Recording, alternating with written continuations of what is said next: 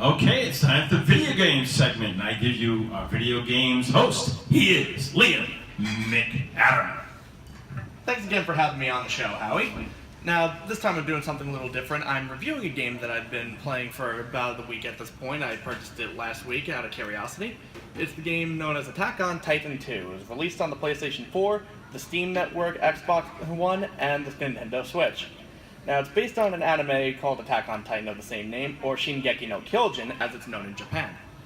So it's based on the same manga of the same name, written by Hajime Isayama, released on the 20th anniversary of Omega Force's publications.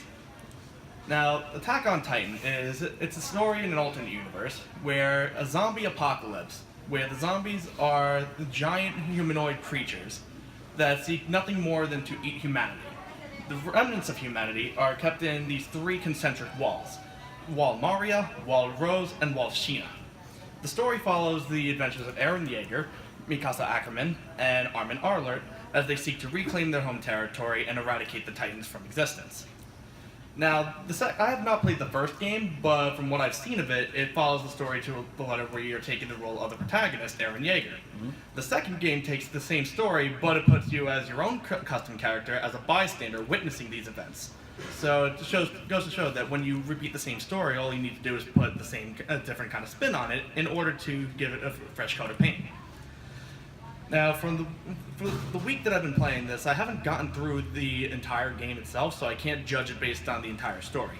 However, it has a neat control system. It does open world maps rather well, where it's an immense map can be traversed easily with their grappling hooks known as the omnidirectional mobility gear.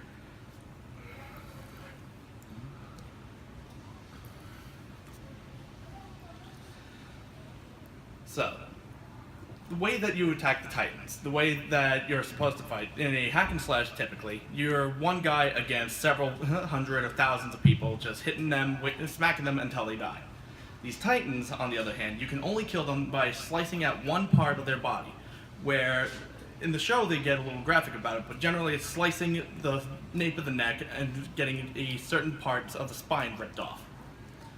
So in order to do that, you have to micromanage a lot of the control scheme on there, where I played the PS4 version, so I'm rather comfortable with that control scheme. But admittedly, I lose track of muscle memory, so when I try and press one button to lock on, I'll end up using an item or I'll throw a bomb when I don't need to. All in all, however, this game is fairly entertaining. For fans of the franchise, it's a nice love letter, it's a great way to experience the franchise again. And I'll admit, I'm a sucker for character creation. Anything that can let me put my own personal imprint on a property is always, it gives points for me. And I ask the people watching this, when they hear a game review like this, take it with a grain of salt, as it's all based on opinion at this point. I can go over the facts of the programming, but really the question for a game, if it's a good game or if it's a fun game. You can have a good and a fun game, but you can also have a really badly designed game, but it's really entertaining, or you can have a top-notch, perfectly programmed game, but it's insanely boring. And with that, I'll close my review of Attack on Titan 2. This was Liam McAdam, and I hope you all game on. All right, great job, Liam. Makes you want to check out this new game. All right, great job.